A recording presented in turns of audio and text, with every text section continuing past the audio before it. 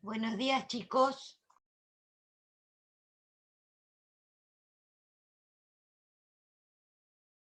Hola Elida, ¿cómo andás?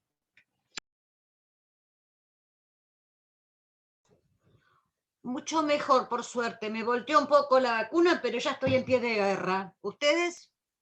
Bueno, me alegro.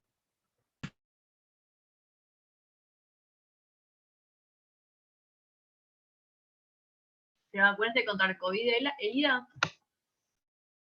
Sí, por eso no me presenté en el examen. Tenía turno para el viernes a las 11:15 de la mañana. Y no sabía yo que después tenía que descansar 20 minutos y me subió bastante fiebre y dolor de cabeza. Pero no, ahora ya estoy bien. Ah, ¿y con cuál te vacunaste? Con la Sputnik. Ah, re bien. ¿Pero ahora te podés presentar de vuelta o perdiste la materia? No, supongo que la perdí, pero no está muerto quien pelea, chicos. Quiero seguir. Lo importante es que te vacunaste, Elida. Sí, Claro, lo importante es en eso. realidad yo no me quería vacunar porque estoy un poco en contra de eso, pero mis hijos rompieron tanto las balas que, bueno, me fui y me vacuné. Acá estoy. Aparte yo les prometí a mis hijos que iba a vivir hasta los 95 años. Bueno, Pobrecitos. Entonces tengo que cuidarme. sí, sí.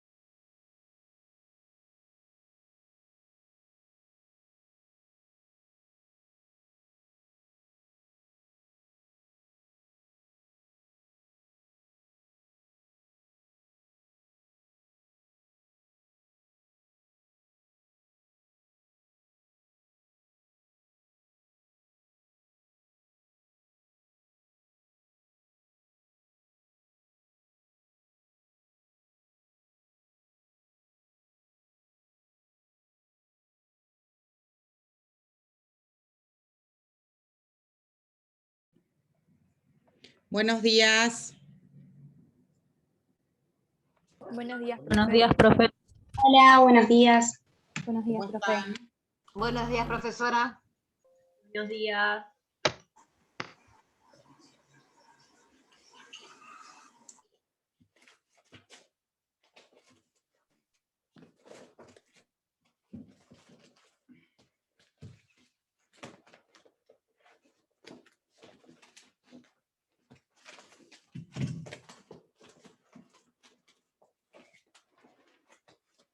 Aguárdenme un segundito que estoy conectando la batería a la notebook porque tiene poco y no quiero quedarme sin batería en la clase.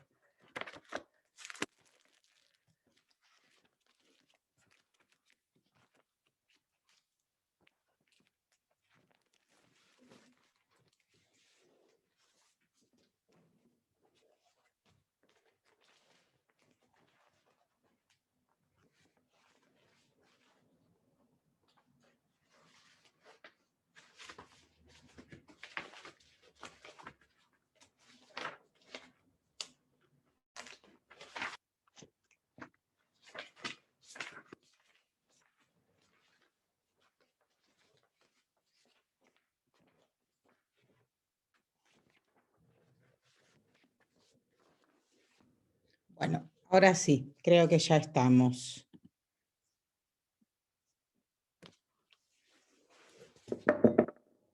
Todo conectado. Bueno, ¿cómo están? ¿Cómo les ha ido a los que tenían que rendir exámenes en estos días? ¿Bien? Yo estoy feliz con el aprobado en comercial, así que bien. Ah, vos estás feliz solo con el aprobado de comercial. ¿Y las otras? Bien, bien también, por suerte. Bueno, me alegro entonces. Doc, Bueno. yo no me presenté. Tenía turno para darme la vacuna. Elida, vos sabés que el viernes pasado estuvimos bastante sorprendidos, nos dividimos en 2 turnos para la toma del examen. Yo arranqué con el doctor Ramos Mauriño desde las 11:30 hasta las 3 de la tarde, y después hicimos una posta con Ariel y con Ramiro, y bueno, ellos me transmitieron que había muy poca gente en el turno de ellos. Yo tenía turno para la vacuna a las 11:15 en el Sí, INAREPS. Y yo avisé a los chicos, por favor, no avisen a los profesores que estoy esperando que me den la vacuna. sí. Me dieron la vacuna, no sabía que tenía que quedarme un buen rato, y sí por la reacción de la vacuna. Y Claro. me subió 20 fiebre, minutos después de que te la dan para ver cuál es la reacción que tenés. claro, y me empezó un dolor de cabeza acá, tremendo, y me dijeron, vas a estar muy cansada, y efectivamente fue un Sí, sí, cansancio sí. A tremendo. la Así que, cama. sí, derecho a la cama. Pero ya Bueno, estoy muchísimo mejor. De bueno, me cualquier alegro modo, mucho. si ustedes me lo permiten, yo voy a seguir presenciando las Sí, clases bueno, porque me eso es encanta lo que iba a estar. aclarar, y es lo que iba a aclarar. Nosotros, yo estoy viendo acá, hay algunos alumnos que están en este momento en la clase y que no les ha ido bien en el parcial. Nosotros tomamos la decisión de dejar participar absolutamente a todos, ¿sí?, en estas clases. Esperemos que les sirvan. En mi caso particular y en el caso de Nahuel, que tomamos juntos, a los alumnos que les fue mal, les dijimos, sigan viniendo a nuestras clases, escúchenlas, tengan acceso al material al cual vamos subiendo y está en el aula virtual, y si pueden, vengan a la mesa libre inmediata posterior en la que puedan rendir, cosa de que tengan la materia fresquita. ¿Sí? Y bueno, obviamente también nos pusimos a disposición, si necesitan algún material o algo en particular, nos pueden escribir. Así que calculo que como Élida hay algunos otros acá, porque los estoy viendo, muchos no prendieron la cámara, así que les voy a pedir que prendan la cámara. Pero sepan que, bueno, que nosotros estamos para ayudarlos y para acompañarlos en este proceso. Así que si han tenido así alguna situación particular en la cual no han podido presentarse a rendir, como es lo de Élida, los esperamos, ¿sí? Gracias. Bueno, a ver. Bueno, los que no estuvieron la clase pasada, sí, porque eran menos, yo sé que son bastantes menos de los que hay hoy porque algunos rendían otras materias, quiero recordarles que en mis clases, en la clase anterior, arrancamos con el módulo que tiene que ver con las garantías reales. Y específicamente, si de garantías reales se trata, la primera figura que nosotros analizamos fue la del contrato de prenda, ¿sí? El contrato de prenda común o con desplazamiento, ¿sí? Una cosita, no sé si se acuerdan que yo no podía subir el Power el martes pasado, ¿sí? Yo ya lo logré descargar y lo tengo en un mail. Si ustedes me dan una dirección de correo, no sé si tienen alguna dirección de correo ahí en el grupo o de alguien en particular, ¿sí? Yo se los mando, ¿sí? Después me dicen. Bueno, Y en aquella clase sí dijimos que íbamos a abordar este contrato real de garantía, como es el contrato de prenda, en dos clases distintas. En la primera vimos todo lo que tiene que ver con el contrato de prenda con desplazamiento, ¿sí? Con toda la normativa que analizamos y que vimos y que está en el Power y que está en el material dentro del nuevo Código Civil y Comercial de la Nación. Y en la clase de hoy vamos a ver el contrato de prenda con registro, que tal como yo se los adelanté la semana pasada, ese contrato de prenda con registro, ¿sí? Tiene una regulación específica, ¿sí? En el decreto ley 15.348 del año 46, ¿sí? Con sus modificatorias, ¿sí? El decreto 1114 del 97, ¿sí?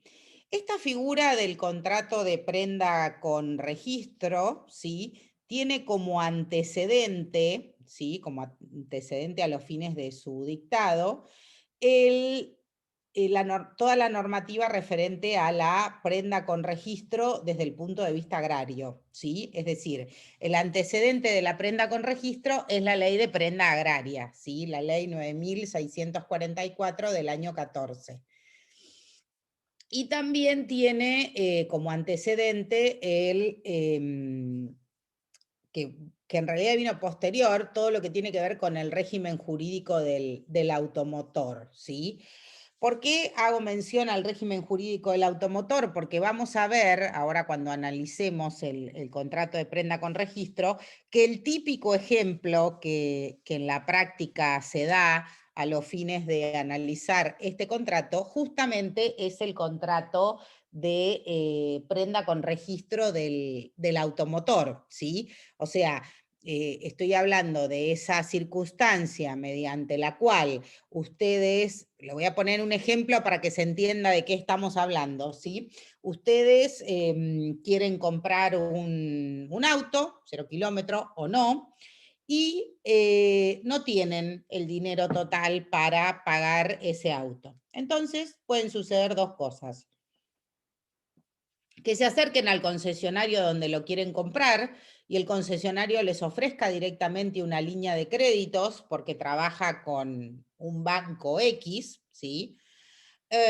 O bien que tenga el concesionario una línea de créditos propia y que les ofrezca su línea de crédito. Entonces, ¿qué les va a permitir a ustedes adquirir este bien bajo esta garantía real? ¿Sí? La prenda con registro lo que permite justamente, por oposición a lo que vimos la semana pasada, que era la prenda con desplazamiento, es evitar, sí, que el deudor se vea desposeído del bien, sí, adquirido. En este caso, voy a adquirir un automotor, ¿sí? Me voy a quedar yo como deudora en posesión del bien y voy a sustituir, ¿sí? La tradición del bien que se da en el contrato de prenda con desplazamiento por una registración, ¿sí? Voy a registrar en el registro de la propiedad automotor correspondiente esa garantía real en favor de un determinado acreedor. ¿Sí? Entonces, la prenda con registro, ¿sí? O prenda sin desplazamiento o hipoteca mobiliaria, ¿sí? Así la llaman los autores de doctrina, es un contrato constituido por el deudor o un tercero, ¿sí? Que afecta bienes de garantía de una obligación, que permite conservar la tenencia de los mismos inscribiendo dicho contrato en un registro, ¿sí? Registro propiedad del automotor en caso de que recaiga sobre automotores. No es lo único que se puede emprender, también se pueden emprender otros bienes como maquinarias o cosechadoras y ahí en ese caso se irá al registro que corresponde. Las partes que se vinculan en este contrato, sí, son, tal como vimos la semana pasada, el acreedor y el deudor, ¿sí? el acreedor con capacidad para contratar, ¿sí? Y el deudor o un tercero a su nombre con capacidad de disposición, aparte de capacidad de contratar. Bueno, esperen que tengo que ver.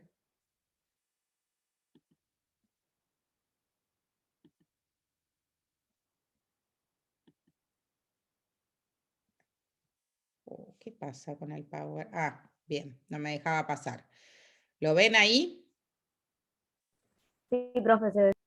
Bien, entonces, si vamos al artículo primero, decimos que la prenda con registro puede constituirse para asegurar el pago de una suma cierta de dinero o cualquier cumplimiento de cualquier clase de obligación a la que los contrayentes le atribuyen, a los efectos de la garantía prendaria, un valor consistente en una suma de dinero, ¿sí? Entonces, ¿qué significa esto? Bueno, ni más ni menos que sostener que cualquier tipo de obligación puede ser objeto de esta garantía, ¿sí? De esta garantía prendaria con registro, siempre y cuando ¿sí? Las partes que se vinculen en él asuman que la obligación que se va a garantizar tiene que tener un valor consistente en una suma de dinero, ¿sí? O sea, esto va a surgir, lógicamente, de los caracteres que tiene el contrato,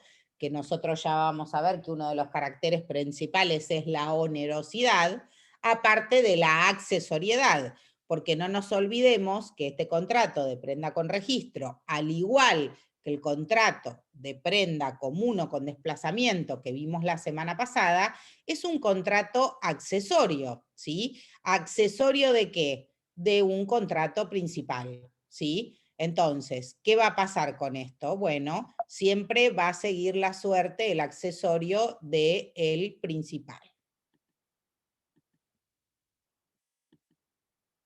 No ando muy beneficiada con el uso de los powers. No sé qué pasa. Tiene que ir para abajo, profe. Ay, ¿quién me dijo eso? Yo, Antonella. Qué santa que sos, cómo te quiero. Viste, nosotros nos falta un poquito la tecnología. Bien, ¿cuáles son los bienes sobre los cuales recae la prenda con registro? ¿Sí? Obviamente, sí, son bienes muebles, al igual que el caso de prenda fija, registrables, sí, en este caso particular, con la particularidad que quedarán en poder del deudor o de un tercero a su nombre, ¿sí? En seguridad de una deuda ajena, ¿sí? Esta es la característica que yo les digo que trae como antecedente al contrato de prenda agraria, ¿sí? Porque justamente el contrato de prenda agraria, cuando nace en nuestro derecho, es lo que le permite al chacarero, al hombre de campo, ¿sí? Poder tomar créditos en entidades financieras, ¿sí? Y no verse desposeído de la maquinaria que otorga en garantía para el cumplimiento de sus créditos, ¿sí? El chacarero se compraba la cosechadora y resulta que no le servía un contrato de prenda común o con desplazamiento, porque justamente esa máquina que estaba adquiriendo, para la cual estaba tomando un crédito, era y era para él un instrumento necesario para seguir produciendo y lógicamente con el resultado de ese producido cancelar la obligación principal que se tomaba. Entonces, justamente con ese fundamento es que nace esta figura en el que la posesión de los bienes prendados continúa, ¿sí?, en poder del deudor o de un tercero a su nombre, ¿sí? Y en caso de que sean condóminos, sí, bueno, va a continuar con todos los demás. Bueno, ¿ves? Ahora estoy bajando nuevamente. Estoy haciendo para... Ahí me va. Es como que agarra cuando quiere. Bien. ¿Qué caracteres tiene esta garantía? ¿Sí?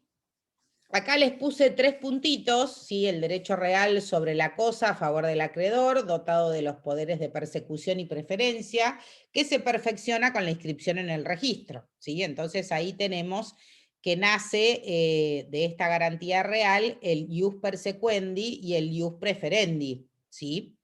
Conceptos que ustedes ya vieron en la parte de contratos, pero el ius persequendi es la posibilidad de perseguir, ¿sí?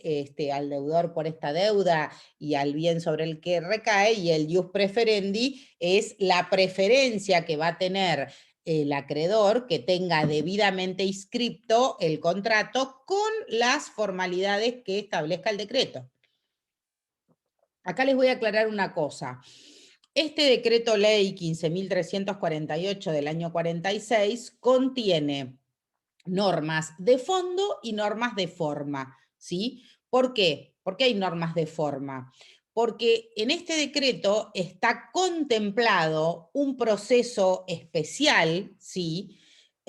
Abreviado, sumarísimo, verbal y actuado, dice el decreto, que es el contrato de ejecución prendaria. Entonces, nosotros acá vamos a estudiar en el marco del contrato de prenda con registro no solamente la parte de fondo, sino también la parte de forma, es decir, el proceso de ejecución prendaria que prevé la última parte del decreto, ¿sí?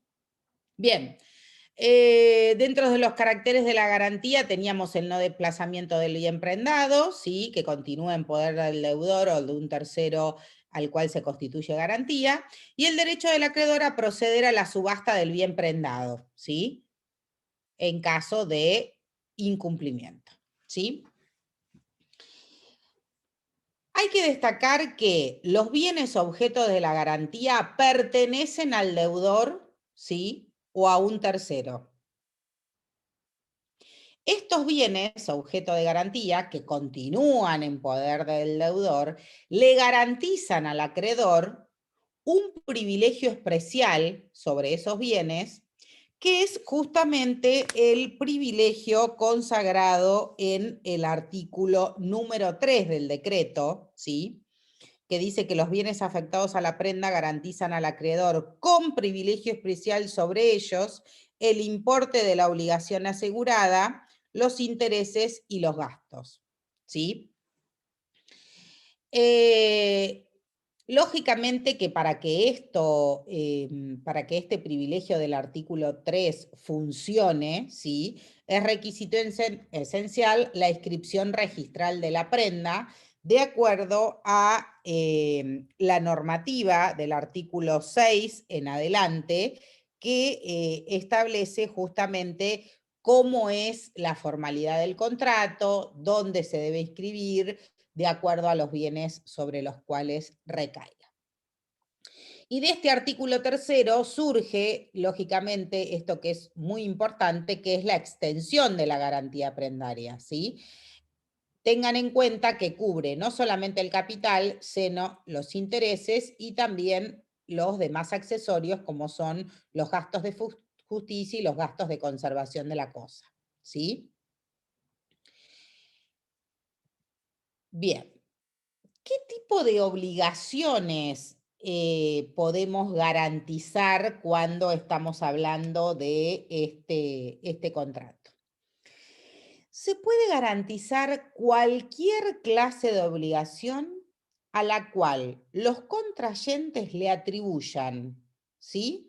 Un valor consistente en una suma de dinero, preexistentes, simultáneas, futuras, estén o no sujetas a plazos o condición y eventuales, ¿sí? O sea, es una amplitud en cuanto al tipo de obligaciones que se pueden garantizar bajo esta figura, ¿sí? Recuerden que el concepto es amplio. Si a ustedes en el examen les preguntan, ¿qué tipo de obligaciones se pueden garantizar en el contrato de prenda con registro? ¿Sí? Cualquier clase de obligación a la que las partes le atribuyen, ¿sí? Un valor consistente en una suma de dinero. ¿Está? Bien. ¿Cuáles son los efectos, entonces, que provoca o que produce este contrato una vez celebrado? ¿sí? Y ahí nos vamos al artículo 4 del Decreto Ley 15.348 del año 46, que nos dice que produce efecto entre las partes, el contrato, ¿sí?, desde su celebración, y con respecto a terceros, desde su inscripción en la forma establecida en el presente. Entonces, acá me voy a detener para explicar este cuadro de situación, que es muy importante que lo tengamos claro y no nos confundamos. El contrato vale entre las partes desde el mismo momento de la celebración, es decir, desde el momento que suscribimos el contrato entre acreedor y deudor y lo firmamos.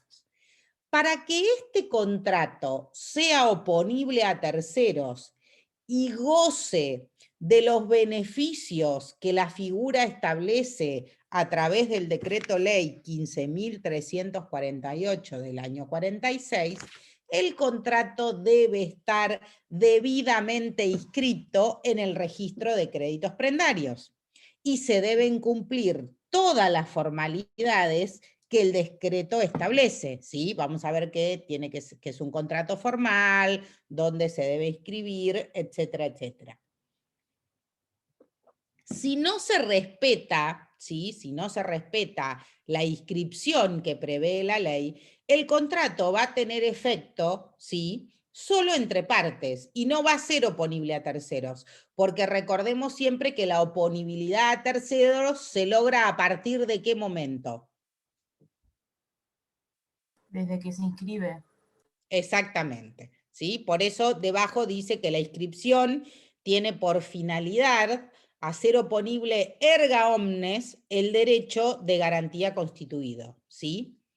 La no inscripción del contrato no impide que las partes puedan promover las acciones del derecho común y o procesal.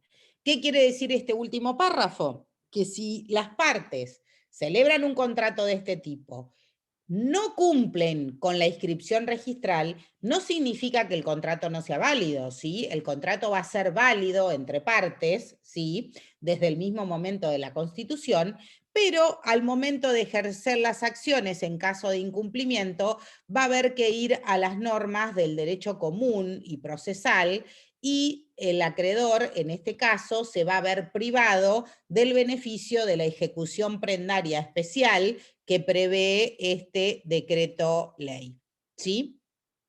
Bueno, otra pregunta que es importante hacerse en este tema es ¿quiénes pueden ser acreedores prendarios? ¿Sí? Así como dijimos, ¿qué tipo de obligaciones se pueden garantizar? Ahora tenemos que decir ¿quiénes pueden ser acreedores prendarios en el derecho argentino? ¿Sí? Este artículo 5, les quiero aclarar que es un artículo que fue modificado, no está textualmente como su redacción original allá por el año 46, ¿sí? En el año 46 este artículo, yo me lo acuerdo porque cuando a mí me tocó ser alumna de esta materia, todavía no estaba reformado el artículo 5. Y el artículo 5 en este caso hablaba de 11 enumeraciones taxativas de quienes podían ser acreedores prendarios. Y había que aprendérselo, ¿sí? En mi época, mi titular de cátedra era el doctor Emilio Radreza, y cuando nos enseñaba justamente este artículo 5, decía, bueno, ustedes tienen que saber taxativamente los 11 supuestos de quienes pueden ser acreedores prendarios dentro del marco de la ley de prenda con registro. Ustedes hoy tienen la bendición y la suerte de que ese artículo se modificó, ¿sí? Con lo cual no se van a tener que aprender, como me tuve que aprender yo, esos 11 supuestos números clausus. Y hoy tenemos una redacción que dice en su artículo 5 que la prenda con registro puede constituirse a favor de cualquier persona física o jurídica, tenga o no domicilio en el país. O sea, hoy el objeto, ¿sí?, está más que amplificado y determina justamente que cualquier persona física o jurídica, tenga o no domicilio en el país, puede constituirse en el marco de nuestro derecho como acreedor prendario. ¿Mm? Bien. ¿Qué caracteres tiene el contrato de prenda? ¿Sí? Los contratos de prenda que establece este decreto que estamos analizando se formalizan por documento privado, ¿sí? Que se extiende en los formularios respectivos que en forma gratuita extienden las oficinas del registro de prenda y cuyo texto está preimpreso en esos formularios de acuerdo a lo que reglamentó y autorizó en su momento el Poder Ejecutivo Nacional.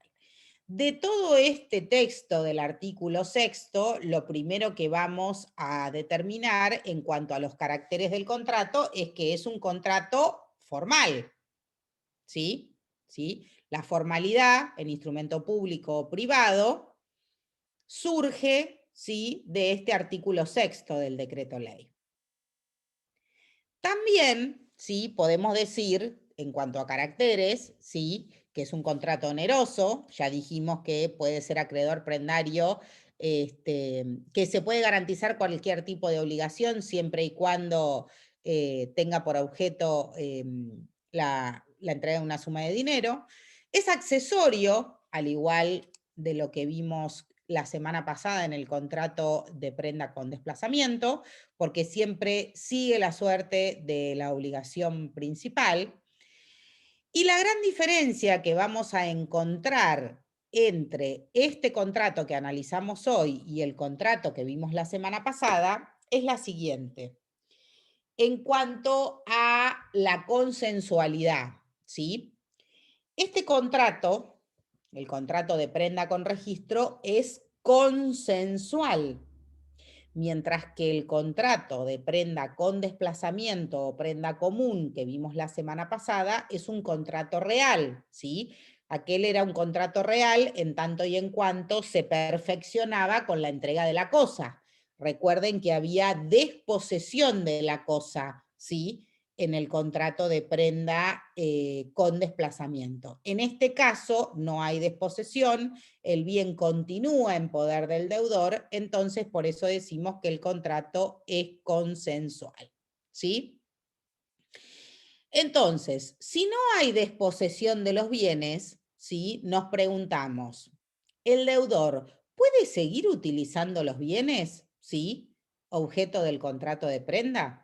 Entonces, ahí aparece el artículo 8, que dice que el dueño de los bienes prendados puede industrializarlos o continuar con ellos el proceso de su utilización económica, y en este caso, los nuevos productos quedan sujetos a la misma prenda, ¿sí?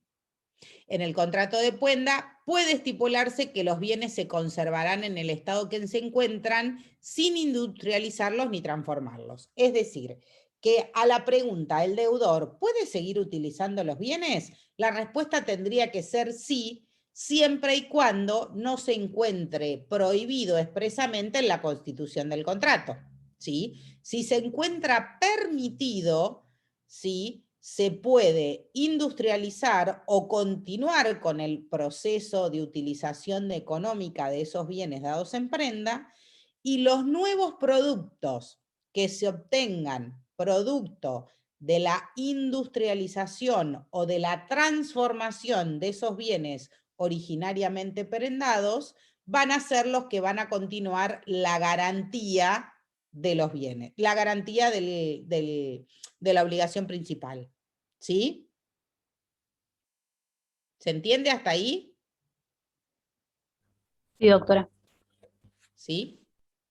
Bueno, otra pregunta que tenemos que hacernos es si se puede constituir una nueva prenda sobre un bien que ya está prendado. ¿Sí? ¿Qué opinan?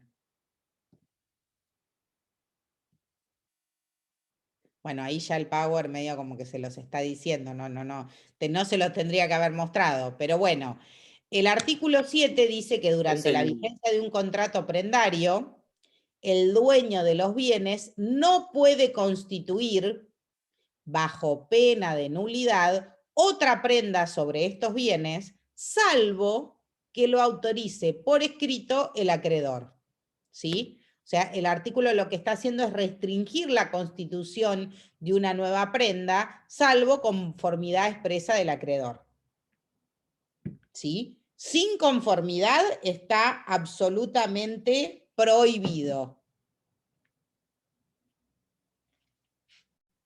Recuerdan que Es la semana como el pasada... caso de la prenda sucesiva, ¿no?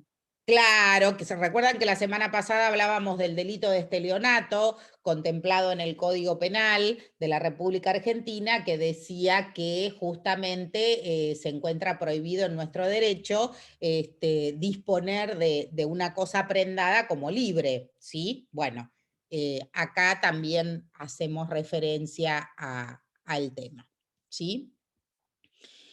De la mano de esto viene otra pregunta, ¿sí? ¿Se pueden vender los bienes prendados? Bien. El dueño de los bienes prendados no puede enajenarlos, ¿sí? Pudiendo hacerlo solamente en el caso que el adquirente se haga cargo de la deuda garantizada. Esto está lógico, ¿sí? Yo voy a levantar la prenda para poder vender el bien, porque si no, no puedo disponer de él, porque el bien va a tener inscrito en el registro una garantía real, prendaria en este caso, con lo cual debo cancelar la prenda para poder disponer del bien. Pero tengo dos opciones: o cancelo la prenda liberando al acreedor y vendo el bien, o bien cancelo la prenda con el consentimiento del acreedor para poder venderlo, y puede ser que le otorgue a ese acreedor otro bien que sustituya ese que le había dado registralmente en su momento, al momento de constituir la garantía, ¿sí? Ahora, tenemos unas restricciones a tener en cuenta, ¿sí? Se exige la asunción de la prenda por el adquirente, hay que anotarla en el registro, hay que notificar fehacientemente al acreedor, y el acreedor no puede oponerse si es que efectivamente le cumple el deudor con la acreditación de las garantías y de las notificaciones correspondientes, ¿sí? Bueno, sentado toda esta parte general del decreto ley, el capítulo segundo del decreto nos habla de que dentro de la figura del contrato de prenda con registro, ¿sí? Recuerden, prenda con registro igual a prenda sin desplazamiento. A su vez, existen dos tipos de prenda. Es decir, la prenda con registro puede ser prenda fija o prenda flotante, ¿sí? La prenda fija está desarrollada en el capítulo segundo del decreto ley y la prenda flotante en el capítulo tercero del decreto ley que estamos analizando. Y luego viene un capítulo cuarto que habla de disposiciones comunes para ambas figuras, o sea, tanto para la prenda fija como para la prenda flotante, ¿sí? Entonces, si nosotros tuviéramos que hacer un gran cuadro, ¿sí?, en cuanto al contrato de prenda, diríamos que el contrato de prenda, ubicado aquí arriba, lo abrimos en dos ramas, ¿sí?, en la cual tenemos el contrato de prenda común o con desplazamiento, y por otro lado tenemos el contrato de prenda con registro. Y a su vez, en el contrato de prenda con registro abrimos dos flechas más y decimos que el contrato de prenda con registro puede ser de prenda fija o de prenda flotante, ¿sí? Ese es el dibujo de círculos y flechas que quise armar y que no pude, pero ya lo voy a lograr, ¿sí? Pero ¿se entiende básicamente cómo vamos en el orden? Tenemos un contrato madre, que es el contrato de prenda. Ese contrato de prenda puede ser con desplazamiento o con registro, y a su vez en la con registro podemos estar hablando de prenda fija o de prenda flotante. ¿Está? ¿Se entiende hasta ahí? Sí, profe, se entiende. Sí, sí. Bien. Entonces vamos a hablar de la prenda fija, ¿sí?, que es la primera que desarrolla el decreto ley en el capítulo segundo, ¿sí?, de este decreto reglamentario que estamos hablando, ¿sí? En este caso, vamos a analizar el artículo 10 del decreto sumado al artículo 12, ¿sí? La prenda fija es aquella mediante la cual pueden prendarse todos los bienes muebles o semovientes y los frutos o productos, aunque estén pendientes o se encuentren en pie. Y en este caso, las cosas inmuebles por su destino, incorporadas a una finca hipotecada, solo pueden prendarse con la conformidad del acreedor prendario.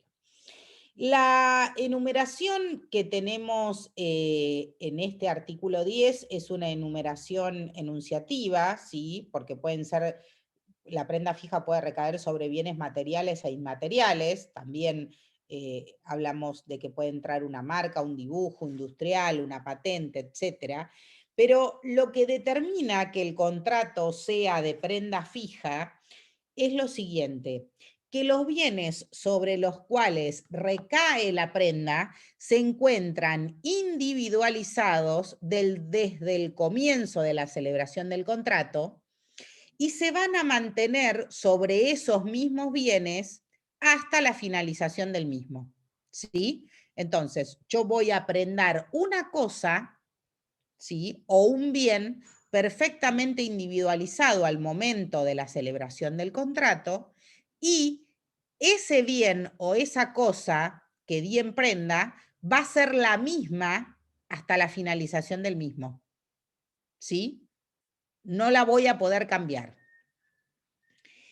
En este caso, ¿sí? Para el contrato de prenda fija, el legislador lo que determina es que la inscripción registral de ese contrato de prenda fija debe ser realizada en el registro correspondiente a la ubicación de los bienes prendados, ¿sí? Conforme lo determina el artículo 12 del Decreto Ley 15.348 del año 46, ¿sí? Ahora, la otra modalidad que prevé el decreto es la prenda flotante, ¿sí? En el caso de la prenda flotante, la gran diferencia que vamos a tener con la prenda fija es que el producto o los bienes prendados en la prenda flotante, ¿sí? Pueden ir transformándose o pueden ir sustituyéndose. Y podemos arrancar, ejemplo, con la prenda de una determinada materia prima o de una determinada mercadería y concluir el contrato principal, ¿sí? Con el producto de la elaboración de esos bienes originariamente prendados, ¿sí? Porque ¿qué es lo que permite la prenda flotante? Que la garantía vaya flotando o trasladándose en los nuevos bienes o en los nuevos productos en los que se convierte el producto originariamente prendado. Entonces, en este caso, nos vamos a ir al artículo 14, que en materia de prenda flotante dice que la prenda flotante recae sobre mercaderías y materias primas en general, ¿sí? Pertenecientes a un establecimiento comercial e industrial, para asegurar el pago de obligaciones. Este tipo de prenda afecta a las cosas originariamente prendadas, ¿sí? O sea, a lo que yo prendé al momento de la celebración del contrato, y a las que resulten de su transformación, ¿sí? La cosa se fue transformando, tanto como a las que se adquieran para reemplazarlas y no restringen la disponibilidad de ellas a los efectos de la garantía, ¿sí? Pongo un ejemplo. Supongamos que yo prendé 7 toneladas de tomates que recién están cosechados, ¿sí? La producción de 7 toneladas de tomates recién cosechados, ¿sí? Eso es un producto perecedero, ¿sí? Con lo cual, si yo prendé todas esas toneladas, tengo que celebrar un contrato de prenda flotante de modo tal que esas toneladas de tomate fresco, ¿sí? De producto perecedero, que luego se van a transformar en X cantidad de latas de conserva de tomate, sigan siendo mi garantía. Es decir, yo prendé originariamente 5 toneladas de tomate recién cosechadas y luego esas 5 toneladas de tomate recién cosechadas, como se trata de un producto perecedero, se transformaron, ¿sí?, en 50.000 latas de tomate de conserva. ¿Se entiende? Entonces, trasladé la garantía, ¿sí?, de ese bien originariamente prendado, que era el tomate como producto perecedero, a las latas de conserva. ¿Sí? Di este ejemplo como podría haber dado muchos otros. Lo que quiero que entiendan es que en el caso de la prenda flotante, la garantía va flotando, se va trasladando o va saltando, ¿sí?, del bien o de la cosa originariamente prendado al bien que lo sustituye o al bien en el que se transforma el originariamente prendado. ¿Sí? ¿Estamos hasta acá? ¿Se entiende esto? ¿Se entiende la garantía entre fija y flotante? O sea, la fija son bienes ciertos y determinados desde el comienzo, desde la constitución del contrato hasta la finalización. La flotante permite que los bienes o las cosas que han sido prendados vayan siendo sustituidos o transformados con el transcurso del tiempo. ¿Sí? O sea, si les preguntamos en el examen la diferencia entre la prenda fija y la flotante, ¿la tienen clara?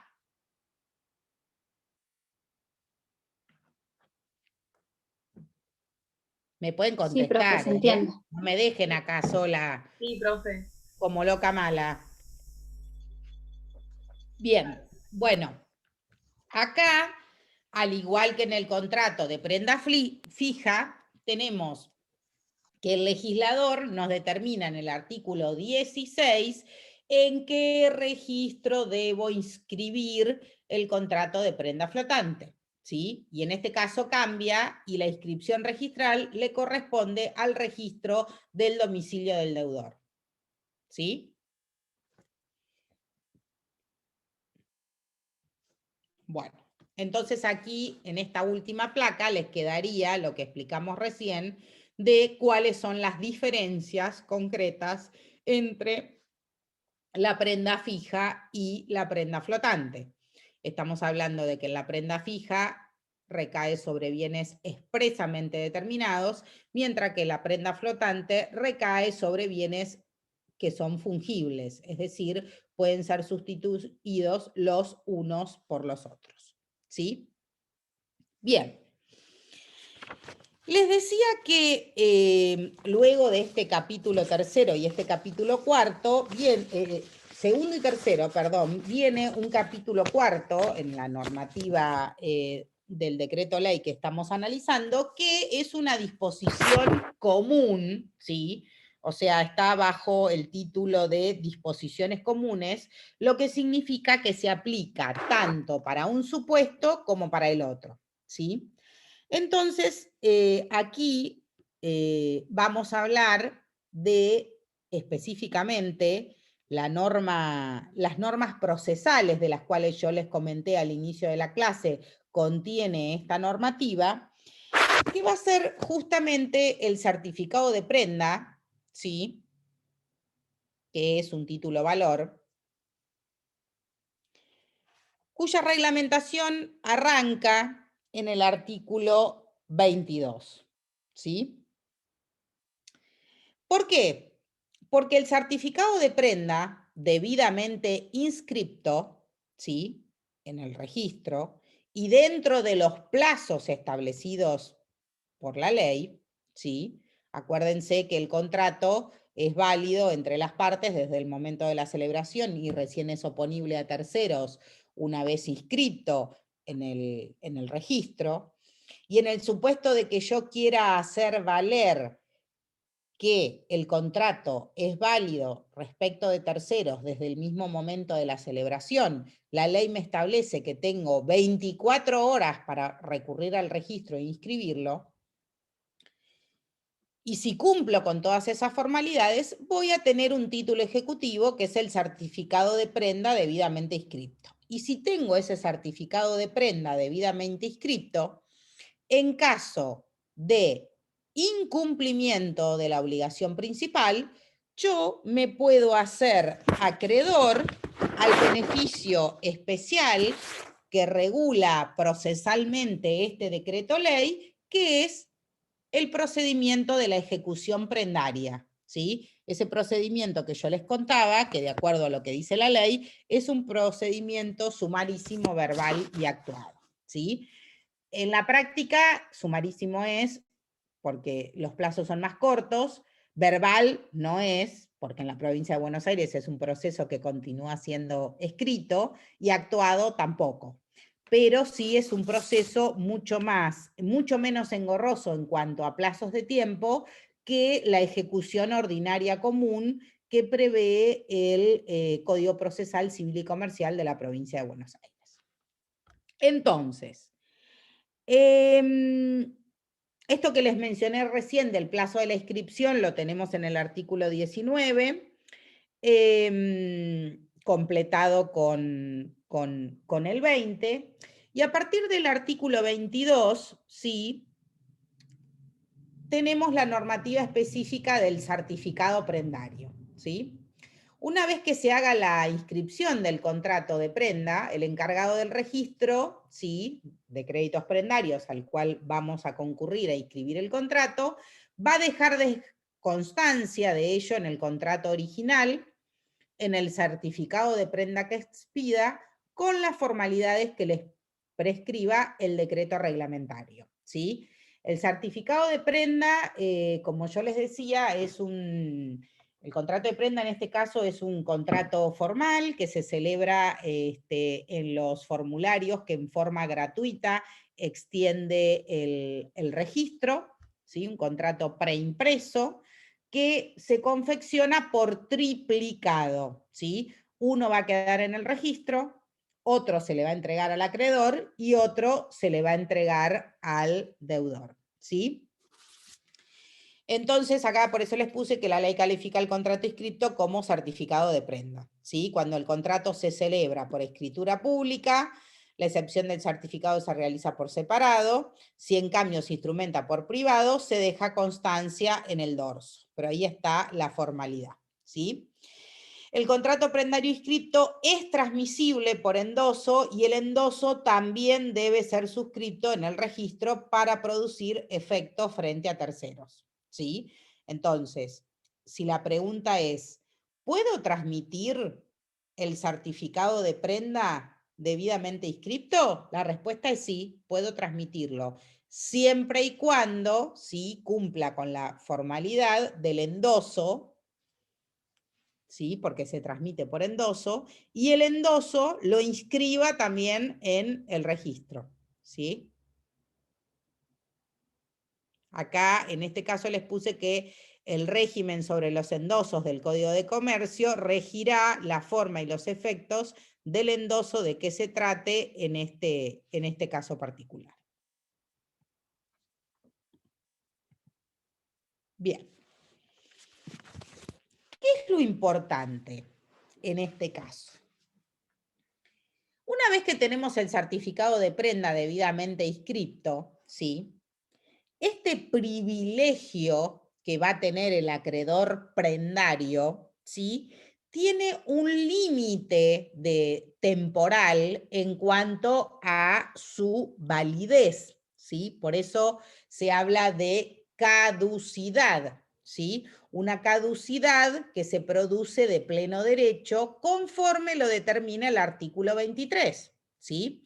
O sea, el privilegio que tiene el acreedor prendario, ¿sí?, se conserva hasta la extinción de la obligación principal, pero no más allá de 5 años contados desde que la prenda se ha inscrito, al final de cuyo plazo máximo la prenda caduca. Es decir, que a los 5 años de la inscripción se produce la caducidad, ¿sí? La caducidad de la inscripción. Caducidad que se produce de pleno derecho, Sin embargo,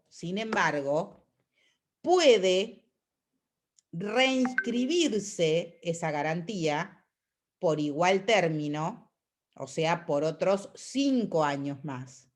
Y en este caso,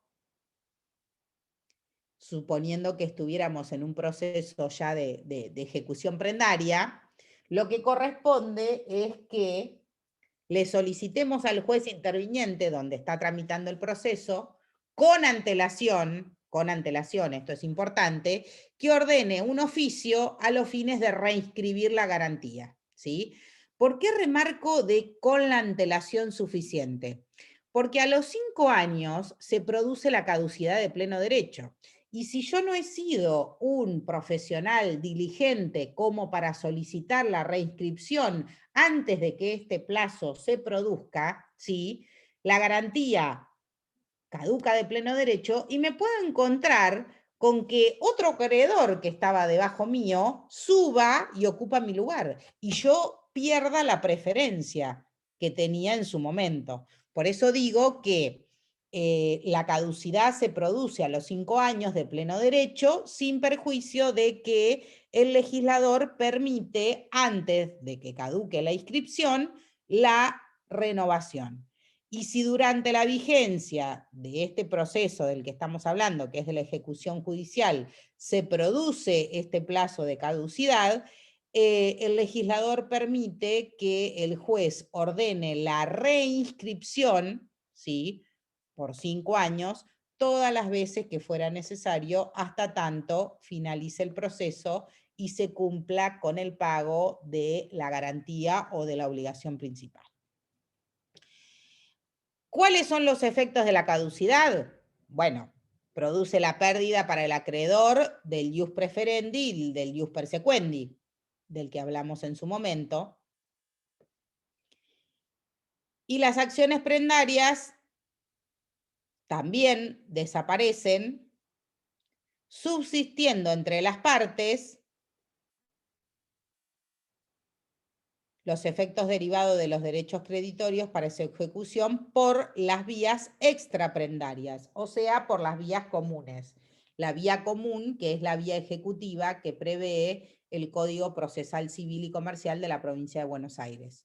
Y deja sin efecto el beneficio especial de la ejecución prendaria que prevé el Decreto Ley 15.348 del año 46.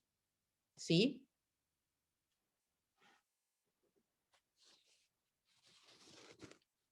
Bien.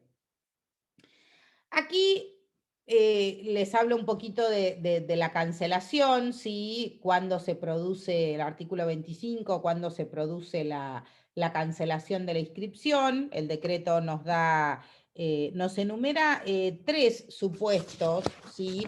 La doctrina agrega, Fernández Gómez Leo nos agrega otros 2. El primer supuesto es, lógicamente, cuando así lo disponga una resolución judicial. El segundo supuesto es cuando el acreedor o el dueño de la cosa prendada lo solicite, ¿sí? Y habría que agregar los supuestos que nos da Gómez Leo, que no están contemplados en el decreto ley, pero que sí surgen de la doctrina, que es por por el solo transcurso del tiempo, es decir, por el transcurso del plazo de los 5 años, y ahí se va a producir la cancelación de la inscripción de forma automática, ¿sí? O también, dice Gómez Leo, otra de las posibilidades que tenemos de que se produzca la cancelación es por mutuo consentimiento entre el acreedor y el deudor, ¿sí? Entonces ahí en este caso, cuando hay acuerdo de partes, se puede obtener la cancelación. Bien. Y nos queda por analizar el último punto, que es lo que tiene que ver con la ejecución judicial prendaria, ¿sí? Ese proceso ejecutivo especial que prevé el decreto ley a partir del artículo 26, ¿sí? O sea, la acción ejecutiva prendaria especial, que puede ser judicial o extrajudicial, de acuerdo a las circunstancias en las que nos encontremos, ¿sí? Yo no sé si se acuerdan que la semana pasada, cuando hablamos del contrato de prenda común o con desplazamiento, hablamos de que existía la posibilidad de la ejecución extrajudicial, ¿sí? ¿Se acuerdan cuando yo les puse el ejemplo del reloj? ¿Cómo era la ejecución extrajudicial del contrato de prenda común o con desplazamiento? Vendía la cosa en subasta pública. Bien. ¿Y con qué requisitos previos? 10 días de aviso. Bien. Una publicación edictal, ¿sí? ¿Y qué más?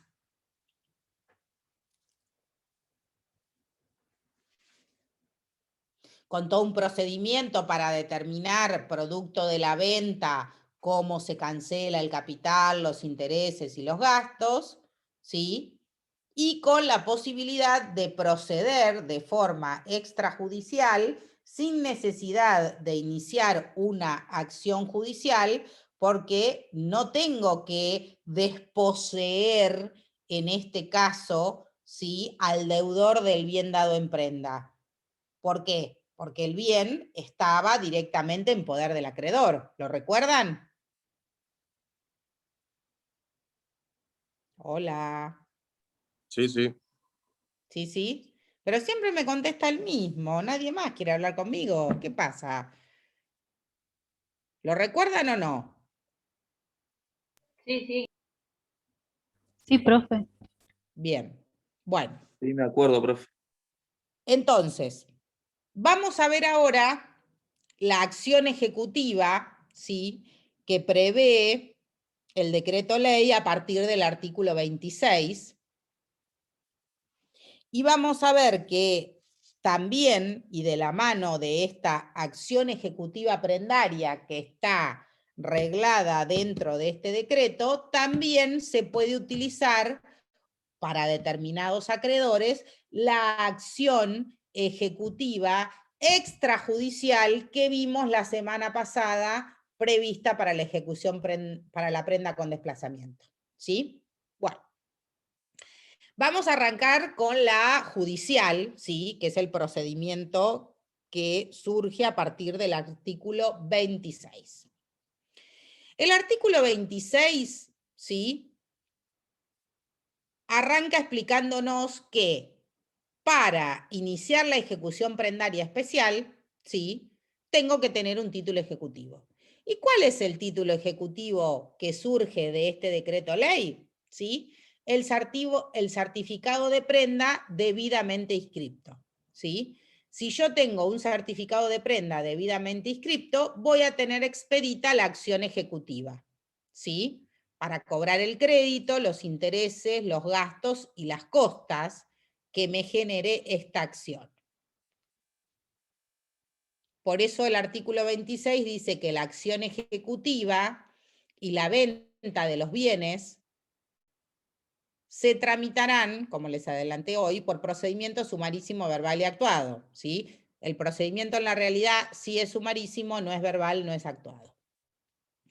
Y también dice el artículo 26 que no se requiere protesto previo ni reconocimiento de la firma del certificado ni de las convenciones anexas. Es decir, si yo tengo un certificado de prenda debidamente inscripto y voy a iniciar la acción ejecutiva prendaria, ¿sí?, mi título ejecutivo es el certificado de prenda debidamente inscripto y no necesito, presentado ese certificado, ¿sí?, intimar a la otra parte al reconocimiento de la firma. ¿Por qué? ¿Por qué se les ocurre que no necesito hacerlo?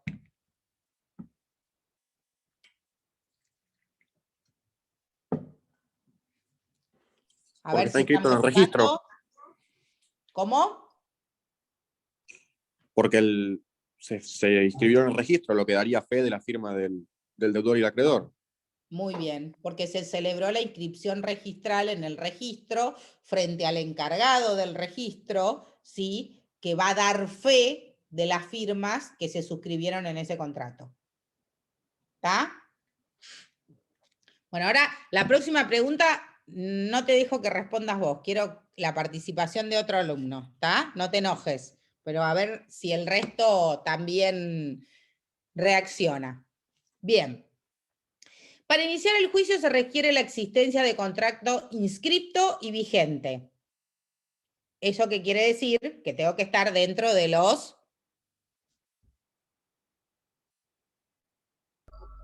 Dentro de los... Los 5 años.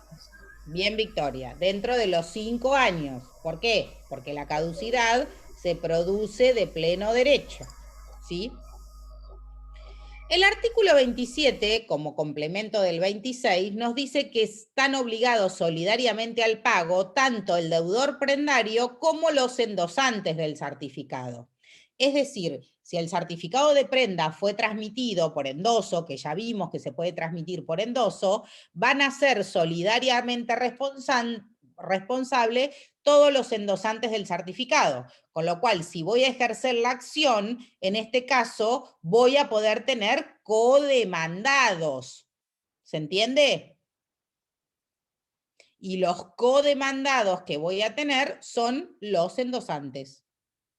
Ojo, siempre y cuando el endoso haya sido debidamente inscrito en el registro. Lo vimos hace un ratito. El endoso está permitido, se puede hacer y es válido ¿cuándo?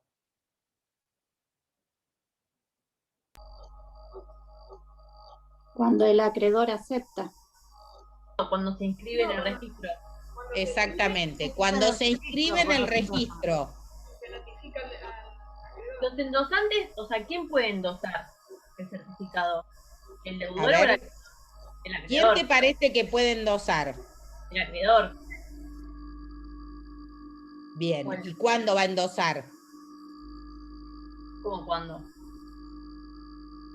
¿Qué significa el endoso, Antonella? ¿Qué es endosar? Partamos de esta base, a ver si se entiende. No sé cómo explicarlo, pero es lo mismo que un endoso de un cheque, sería. Pará, pero decime qué es endosar, para que vos lo entiendas. No, la definición no la sé. Bueno, pero no definición jurídica, definición de kiosco. ¿Qué es el endoso? Que alguien te ayude, si no, a ver. ¿Quién ayuda a Antonella? Cuando hay un endoso, ¿qué hay? Cuando se le da algo a alguien firmado, o sea, como... Hay una transmisión. Cuando vos Claro. endosaste, significa que transmitiste ese crédito que tenés o transmitiste esa deuda que tenés. El cheque se endosa, sí, perfecto, yo tengo un cheque para cobrar, no concurro yo a cobrarlo y lo endoso a favor tuyo. ¿Qué hago cuando lo endoso a favor tuyo, Antonella? Voy al cheque, al dorso del cheque, sí, lo firmo, mi nombre, mi apellido y todos mis datos y lo endoso, ¿sí? Bueno, supongamos que el día de mañana, ¿sí? Este cheque hay que ejecutarlo, ¿sí? Porque llegó el momento del cumplimiento de la obligación y el librador tenía fondos insuficientes en su cuenta. Entonces, ¿vos sobre quién vas a poder iniciar la acción? Sobre el librador del cheque, que es el que te figura en el frente del cheque, si esto fuera un cheque, y contra los endosantes o la cadena de los endosantes que tengas en el instrumento. Bueno, acá es exactamente igual. ¿Se entiende ahí, Antonella? Sí, perfecto, gracias. Bien, bueno, sigo entonces.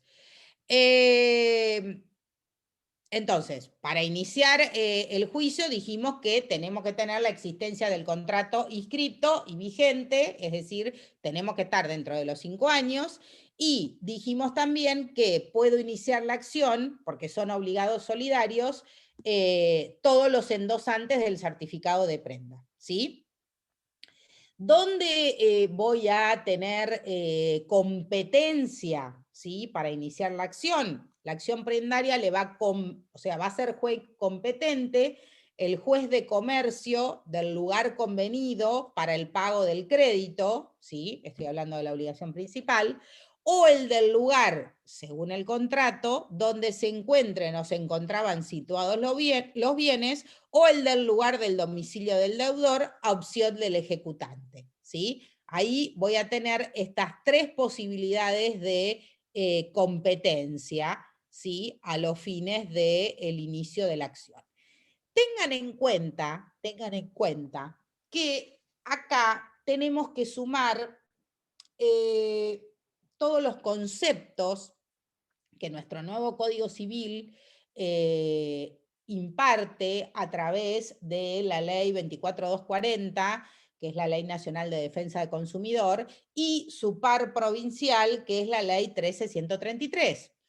Y en esas leyes, sí, que obviamente son leyes que tienden a proteger a la parte más débil de la relación contractual, que en este caso es el consumidor, al cual la ley considera el débil del derecho, permite, sí, la competencia más beneficiosa para el consumidor. Entonces, si bien nadie lo dice por el momento, o sea, nadie lo dice en cuanto al análisis de la ley de prenda con registro, creo que debemos de interpretar en forma conjunta este artículo con esa ley nacional, ¿sí? Bien.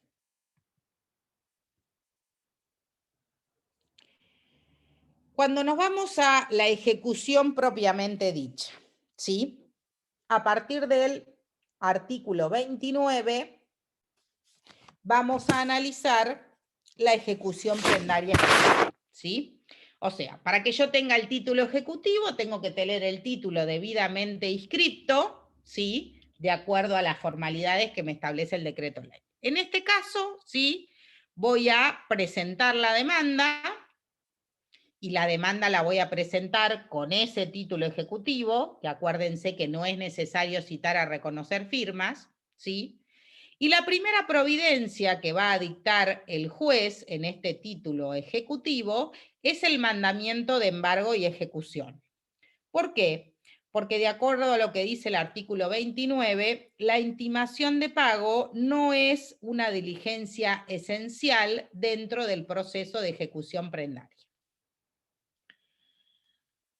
Luego de que sale el mandamiento de embargo y ejecución, el deudor va a tener 3 días para oponer excepciones que están taxativamente enumeradas en el artículo 30, ¿sí? Y el juez va a analizar si se oponen las excepciones, si las mismas prosperan o no, y en caso de que no se opongan excepciones o que las excepciones opuestas sean rechazadas, se va a mandar a llevar adelante directamente la ejecución, va a existir la sentencia, que puede ser apelada en un plazo de 2 días perentorios, y luego viene directamente la subasta de los bienes, ¿sí? Perdón, me adelanté. Entonces, ¿cuáles son las excepciones taxativamente enumeradas por el legislador? Bueno, son las que están contempladas en el artículo 30 del decreto ley, ¿sí? No pueden ser otras que esas y consisten en la incompetencia de jurisdicción, supuesto 1, supuesto 2, falta de personería en el demandante o en el demandado o en sus representantes, supuesto 3, renuncia del crédito o del privilegio prendario por parte del acreedor, supuesto 4, pago, y acá voy a hacer una aclaración que la hace la doctrina, ya que no lo aclara específicamente el decreto.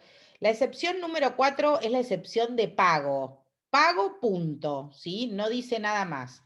Cuando nosotros hablamos del proceso ejecutivo común, ¿sí? Que es el proceso ejecutivo regulado en el Código Procesal Civil y Comercial de la Provincia de Buenos Aires, dentro de las excepciones admisibles, el Código Procesal nos habla de pago total o de pago parcial, como 2 excepciones distintas.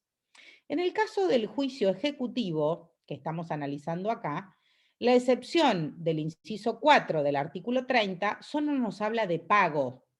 Entonces la pregunta que se hizo la doctrina es, ¿este pago, como figura en el artículo 30, ¿Es el mismo pago del Código Procesal Civil y Comercial, pago total o parcial?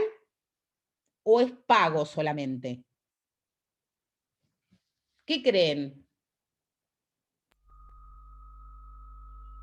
¿Qué les parece? Son los dos, total y parcial, para mí. Bueno, María Victoria dice que pueden ser los dos. ¿Alguien dice otra cosa? Para mí pago total.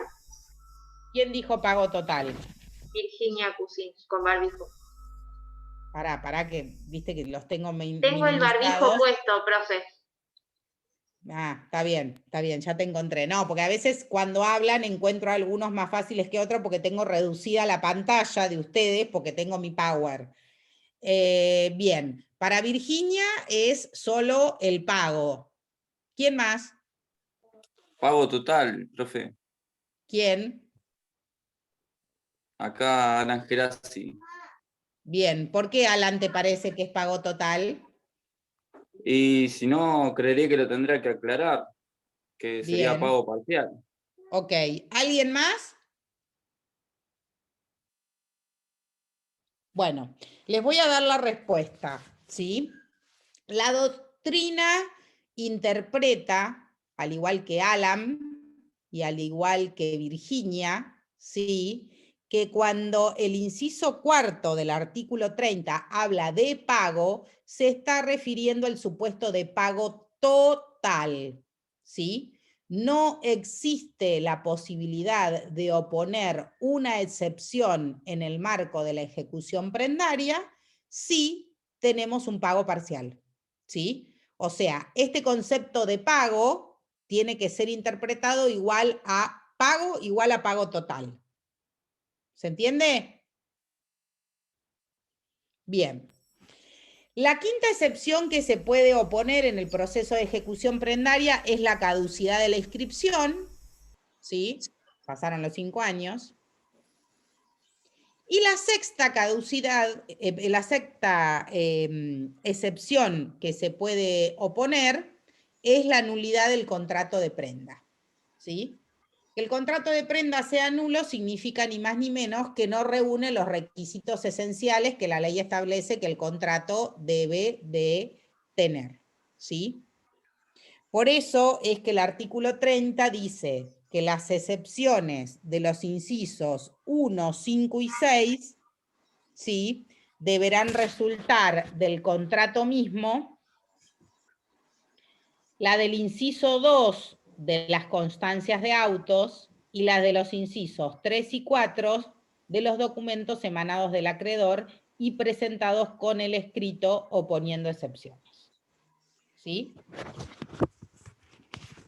Todas las excepciones, ¿sí?, que se presenten y no se funden en estas taxativamente enumeradas por el artículo 30, deben ser desestimadas de inmediato por el juez, ¿sí?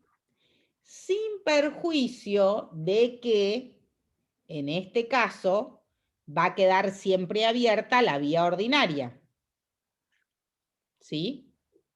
Para el demandado. Yo demandado puse una excepción, no de las taxativamente enumeradas, entonces me la van a rechazar de llano, me va a quedar pendiente la vía ordinaria. O sea, voy a poder recurrir por la vía ordinaria, con posterioridad a este juicio ejecutivo. ¿Se entiende?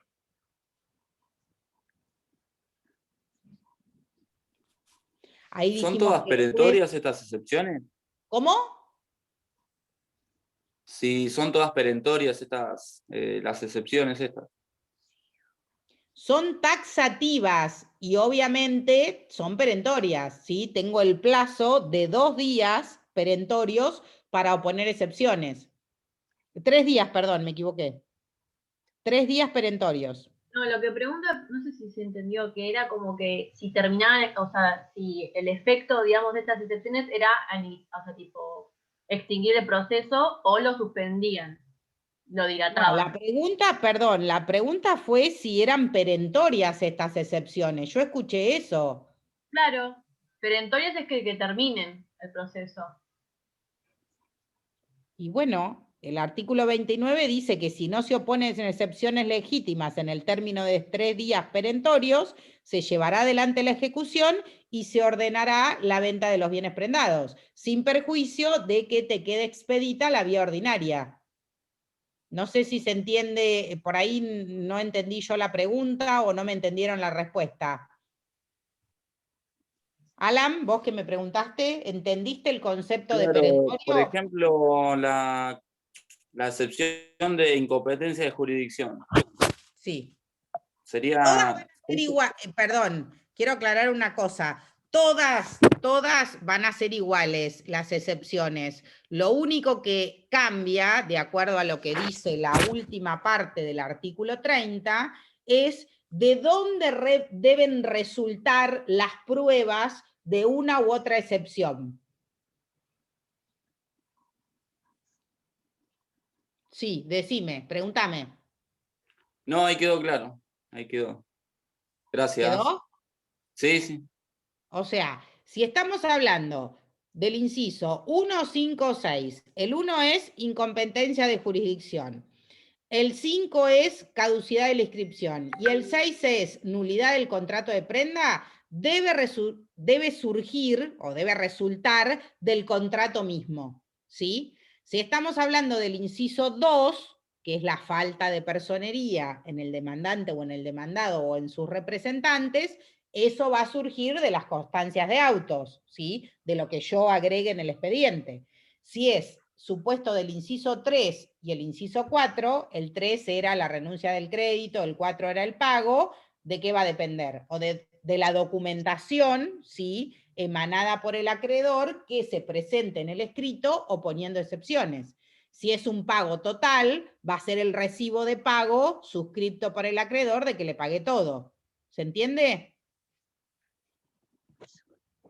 ¿Sí? Sí. Bueno, entonces dijimos que si las excepciones no se fundan en las causas indicadas, ¿sí? Van a ser desestimadas de inmediato sin perjuicio de la acción ordinaria que puede ejercer el demandado, ¿sí? El juez resolverá sobre las excepciones dentro del término de 3 días, haciendo lugar a ellas o rechazando la ejecución o desestimándolas y mandando llevar adelante la ejecución, ordenando la venta de los bienes, ¿sí? Esta resolución es apelable dentro del término de 2 días en relación y al solo efecto devolutivo, ¿sí? Ahora, hay algunos acreedores, ¿sí?, que gozan de un determinado procedimiento especial, ¿sí?, que es la posibilidad de recurrir a la venta de los bienes a través de la subasta extrajudicial, que es la subasta que ya explicamos la semana pasada en el marco del contrato de prenda común o con desplazamiento, ¿sí? Esto lo permite específicamente el artículo 39 del decreto ley 15.348 del año 46, ¿sí?, que remite al artículo 585 del Código de Comercio. Ese artículo se derogó y hoy ese artículo se transformó en el artículo 2229 del Código Procesal Civil y Comercial de la Nación. Del Código Procesal Civil y Comercial de la Nación, ¿sí?, que es el que analizamos, el 2229, como venta extrajudicial de los bienes dados en el contrato de prenda con desplazamiento. Entonces, ¿cuándo podemos recurrir a la ejecución extrajudicial de los bienes? Cuando el acreedor sea el Estado, sus reparticiones autárquicas, un banco o una entidad financiera autorizada por el Banco Central de la República Argentina o una institución bancario financiera de carácter internacional, sin que tales instituciones deban obtener autorización previa alguna ni establecer el domicilio en el país, ante la presentación del certificado prendario de alguna de estas instituciones, el juez, sí, ordenará directamente el procedimiento de la ejecución extrajudicial. Y en este caso, para que la primera providencia que va a dictar el juez para que proceda a la ejecución extrajudicial es ordenar el secuestro de los bienes y su entrega al acreedor sin que el deudor pueda oponer recurso alguno, ¿sí? Acá hay una diferencia que ustedes calculo que se la estarán dando cuenta, es que en el caso de la ejecución prendaria de la prenda común o con desplazamiento, no es necesario que el juez ordene el secuestro de los bienes, ¿sí? ¿Por qué? Porque el bien está en poder ¿de quién? Del deudor. Acreedor. Apa.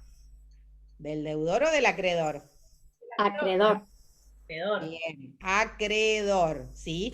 Entonces, como ya está en poder del acreedor, no es necesario ordenar el secuestro de los bienes prendados para proceder a su venta extrajudicial. En cambio, en el contrato de prenda con registro, ¿sí? Que el bien no ha sido desposeído al deudor y que el deudor continúa en poder de los bienes, porque justamente los utiliza, sí voy a necesitar esta primer providencia, que es la que el juez ordena el secuestro de los bienes y su entrega al acreedor, sin que el deudor pueda promover recurso alguno, ¿sí? Y en este caso se puede proceder a la venta extrajudicial de los bienes, acá dice, de acuerdo a lo previsto en el 585 del Código de Comercio, pero en realidad ustedes saben que en la actualidad eso es, el 585 equivale al 2229 que analizamos y ya vimos la semana pasada, al cual me remito. ¿Sí? Profesora, le hago una pregunta. Sí. Entonces, cuando la prenda es con registro, los bienes continúan en poder del deudor. Y cuando es sin registro, ¿están a disposición del acreedor? ¿Quién me está preguntando? Que no te veo. Joaquín. Joaquín, para que te encuentre. Dale. ¿Estás con cámara prendida? Sí. No te veo. A ver, es algo que me puedas levantar la mano. Dale, ahí Que está. me resulte más fácil ubicarte.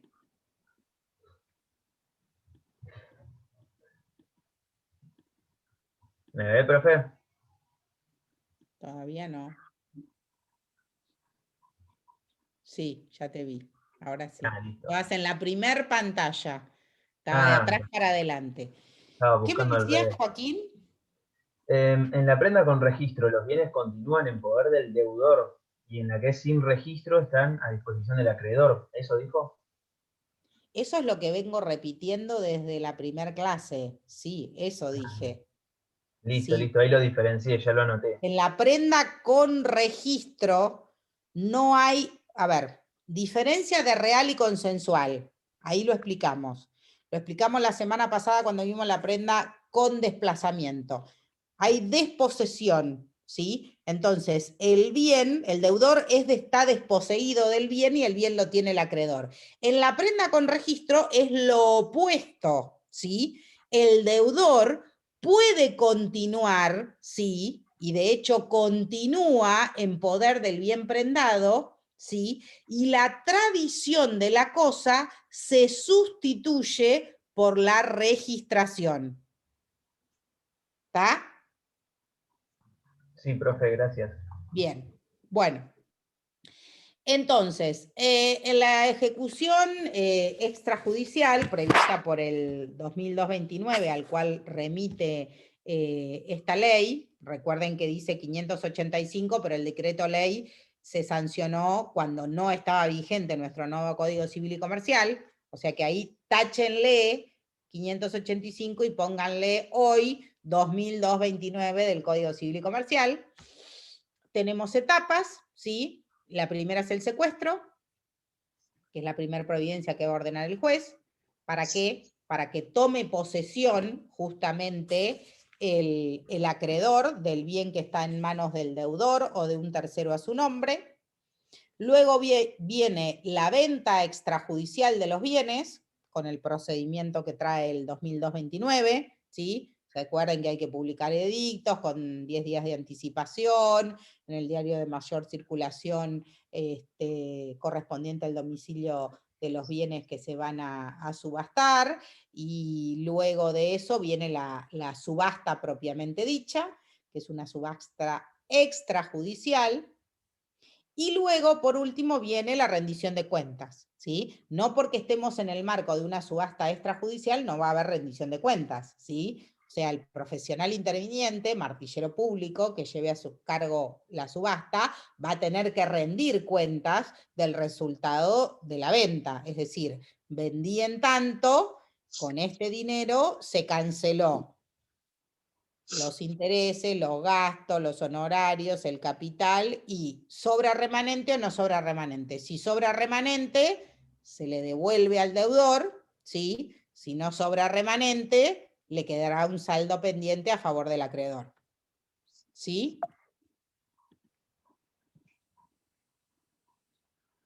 Bueno, acá tienen algunos fallos para los que les interese el tema del que acabamos de hablar, donde pueden corroborar básicamente cuáles son, o sea, cómo se desarrollan los hechos, una acción ejecutiva bajo las normas de este decreto ley, que obviamente implican, en primer lugar, el secuestro prendario, ¿sí? Y luego, esto se los cuento a título informativo, el decreto ley en su artículo 44 habla de los delitos prendarios, ¿sí? Que nos dice que será pasible de las penas establecidas en los artículos 172 y 173 del Código Penal, que son los delitos de estafa y de estelionato, aquel deudor que disponga de las cosas empeñadas como si no reconocieran gravámenes, o que constituya prenda sobre bienes ajenos como propios, o sobre estos como libres, estando grabados, ¿sí? Esto más que nada para que nos quede bien en claro que no está permitido en nuestro derecho y está tipificado en el Código Penal como estafa y estelionato el incurrir en alguna de los delitos prendarios que prevé el artículo 44. ¿Sí? Bien. Bueno. ¿Alguna duda, alguna consulta en relación al contrato de prenda con registro que acabamos de analizar ahora?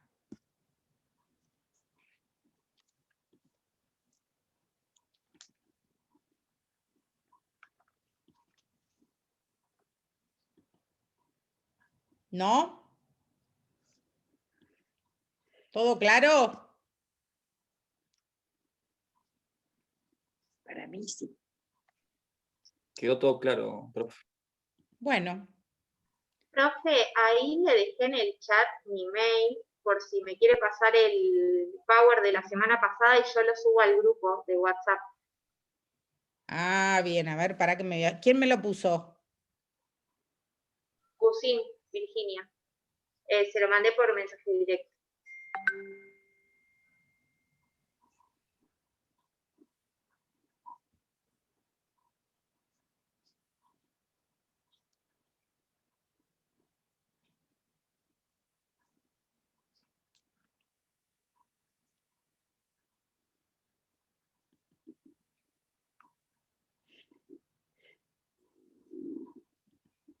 Para, que estoy buscando acá tu chat. vir.cusin@hotmail.com. Sí, ese. Listo, perfecto. Ya lo anoto y ahí te lo reenvío. Y vos se los mandás a los demás. Claro, yo lo subo al grupo de WhatsApp, que es el que tenemos de la FAU. Ok, listo, quedamos así entonces. ¿Le puedo hacer una consulta, profesora? Sí, Ketty. Yo no contesté en la clase porque quiero estar segura si como oyente puedo participar. Sí, Ketty, puede participar como oyente. Sí, no hay ningún inconveniente. Bueno, muchas gracias, profesora. Bueno. Buenos días a todos. Gracias, profe, nos vemos. Gracias, profe, buenos días. Hasta luego. Gracias. Gracias, muy buena la clase.